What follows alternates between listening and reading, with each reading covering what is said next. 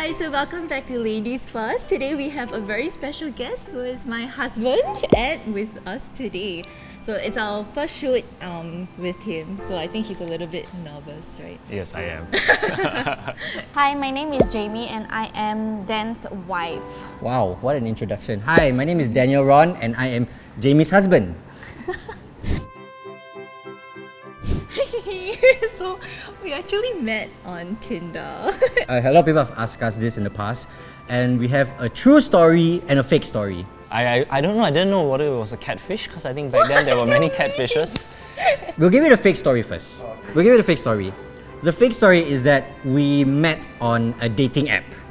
Eventually when I met her, I was like, okay, nope. Is it because the photos are too good to be true? Yeah. The true story is, which I don't recommend, we met at a club. I was only in a club, I was just feeling myself that night, bro. It was like R&B, trap, I was like feeling it with Sean Paul, and I'm like...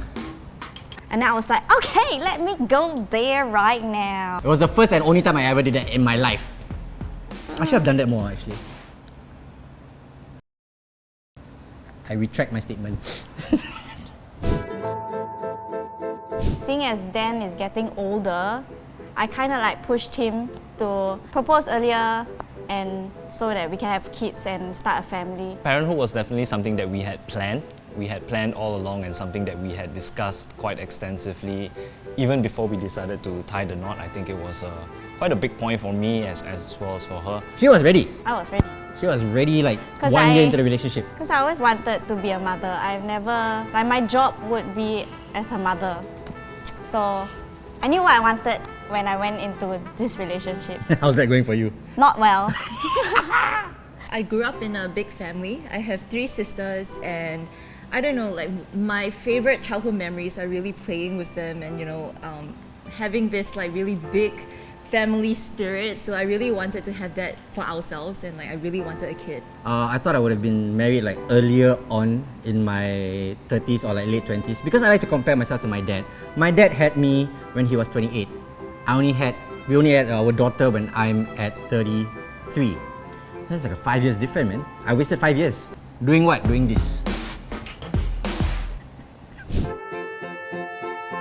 I think the 2 main things that we always thought about, and I think maybe a lot of others would have also thought about, was firstly, I think it was on sort of like time/freedom, the kind of sacrifice, opportunity cost that comes along with that. And the second, I think, would be related to financial. I think I was more worried when we were planning for a kid. It's about how we're gonna split our initial costs. But because we have support from the government, there's the baby bonus cash gift of $11,000 and it's disbursed within a few years. So it kind of helped us stagger our monthly expenditure. Correct. Before we even had a kid, like we didn't really think so much about the whole baby bonus and stuff like that. We were worried, like how are we gonna, support the baby? Not just support the baby, support ourselves as a family. And then we started considering the baby scheme, the baby bonuses, and we factor in all the prices and everything. Then we're like, you know what? It's actually quite doable. Most of the people around us would always be saying, oh, why you want to have kids so early? Why do you want to get married so early? You could go for this could be your last Tomorrowland, There's always the next Tomorrowland, and I think that part is quite a big one as well in terms of sacrificing personal time and moving away from just the 2 of us, which was something that we were very used to.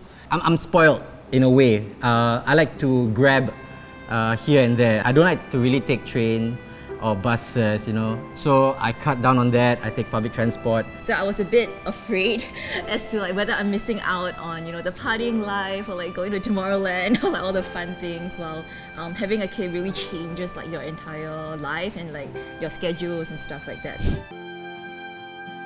If you put in your best in your career, you will get the rewards. There's so many like females in my company that are super like high ranking positions with kids. Not to say that it isn't tough. I think it definitely is challenging, having to manage both your career and your personal life. It's not like, oh, Nicole has a kid, I'm not going to give her this career opportunity because she's not going to put in the same amount of effort compared to someone else. Can I just say that I have a very understanding boss and colleagues. I have to say, Everyone here has been so supportive. Like if I have to take sudden leave, if I have to leave earlier, if I have to leave halfway, everyone has been so supportive. It's like almost like a no question asked kind of situation, you know, like oh sorry guys, I have to leave earlier. Say less, do what I have to do, and leave, you know. Just last week, my wife was like, can you just take leave? Why? I just don't feel like it. Sure, let me just ask how. Why? Jamie's just under the weather, I need to take care of her and the baby. Sure. Without hesitation, I was just like, sure.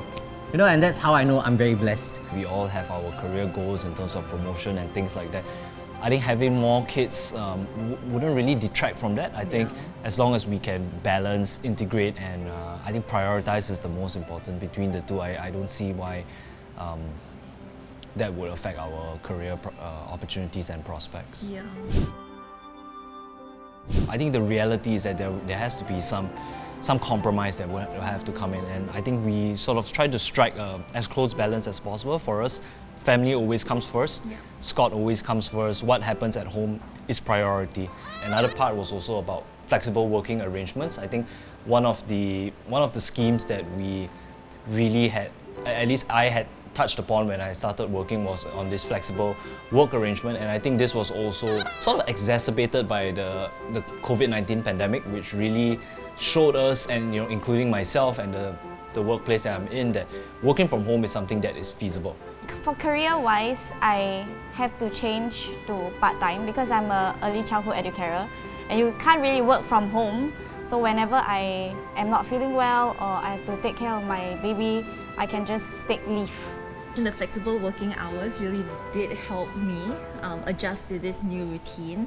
Like for example, I try to always be present to put Scott to bed and also be present during his dinner time, because it's like one of the only times that I can spend with him during the day. So I try to come back home around like 5 o'clock. So from like 5 to maybe 8 o'clock, I'm not present at work, but then after he sleeps, I do like maybe an extra 1 or 2 hours at night. And I think, whenever there is any medical emergency with Scott, like I can always just tell my workplace that I need to rush home and attend to him, and they are super understanding. And I think one of the things which really helped us in sort of quote-unquote surviving was, I think, was the parental leave. I would say personally for me, it wasn't just the increased duration. I think back when we had Scott, they had just implemented the 4 weeks paternity leave, and that was already an increase from the existing 2 weeks. So that helped a lot. And I think also we're going to have additional shared parental leave, I think, which has already come into effect in April this year, and I think it would be further enhanced April next year. If we were to have a second kid, that would really We're waiting for the 10 weeks to have a second kid. We're waiting for the 10 weeks. I think honestly, in my view, I think it's a big game changer, especially if you're looking at the whole sort of demographic towards men sort of taking on, maybe not equal, because there are certain things we can't do, like feeding, for example. It's hard to be equal. I think all my sisters are also waiting for the leave to be pregnant, so it really does help. Yeah. Next year is the year of what? Year of horse. Horse. I think horse is going to be more popular than dragon going forward. Yeah. Accumulative diapers and wipes have taken a huge chunk. And I'm telling you, bro, diapers and wipes. One day you can go through 10 diapers. If you're lucky. If your baby is having a bad day, half a pack gone. Or if your baby is like ours, as soon as you put in the new diaper, she decides to poop. Yes. So you have to use another one. Yes, diapers and wipes. Diapers and wipes. Diapers and wipes. Before having him, when I have free time, I would go spin class, I would go for tennis class, I would go shopping and stuff like that. But now a lot of my free time is being spent on him. But that being said, it's not like I sacrifice all of the free time, right? It's like maybe before him I had 80%, and now it's 50%. So like Ed mentioned, it's really about prioritizing. Yeah. It's very overwhelming sometimes. Like, I know you don't have to be perfect. Oh my god, I'm gonna cry. My hormones. It's okay. I know you don't have to be a perfect parent, but you just have to be present. It's okay. I can't help it. My hormones are not balanced. Sometimes I cry for no reason also. Now you got reason, it's okay. It's just very overwhelming sometimes. I had a lot of situations where I felt really helpless, and not only was I not confident about how I looked, but also because the baby was so demanding, I always had to attend to him that I didn't really have time to take care of myself. And I think also having a loving husband is also very important. Like if I feel very achy and sore, like I will always give me, massage at the end of the night. So I'm in this mommy group chat on WhatsApp, and it's mostly just I joined the group for November mummies, so we can share like, oh, my baby's having bad gas, my baby's cranky, what can I do to help? Some of them are like already second time or third time mothers, so they have advices, and like there's a lot of support there. So whenever you need help with anything or you need emotional support even, you can just talk to the mummies in a group chat. I think for me, largely what helped is the CDA account that we have, because you can use that to pay for like preschool and doctor visits. That helps a lot, and I think the government also matches about $4,000. So like if you were to put in $4,000, the government would match $4,000 as well. So that really helped to ease my mind. And on top of that, there's a subsidy of $300 for working parents for preschools.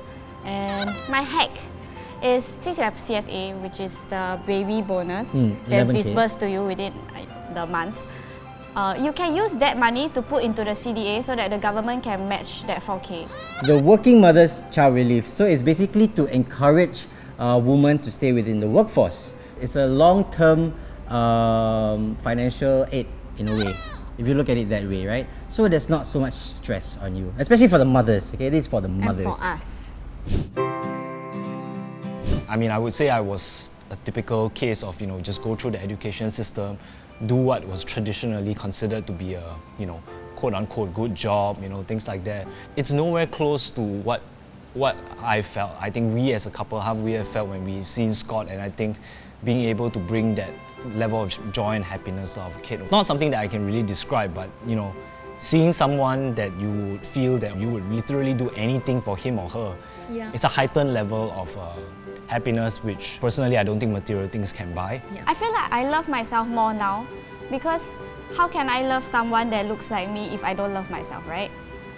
Like, she shares my features, so I should love myself because I love her.